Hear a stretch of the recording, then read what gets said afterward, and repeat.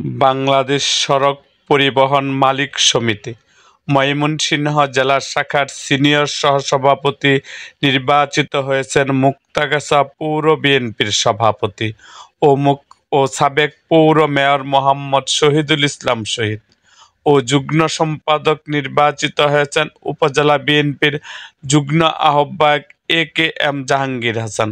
তাদের অভিনন্দন জানিয়েছেন মুক্তাগাছা উপজেলা বিএনপির আহ্বায়ক মোহাম্মদ হাবিবুর রহমান খান রতন, সিনিয়র যুগ্ম আহ্বায়ক মোহাম্মদ কামরুজ্জামান লেবু, পৌর বিএনপির সাধারণ সম্পাদক মুর্শেদুজ্জামান খান সাইফুল সহ উপজেলা বিএনপি ও পৌর বিএনপি ও সকল অঙ্গ সহযোগী সংগঠনের নেতৃবৃন্দ।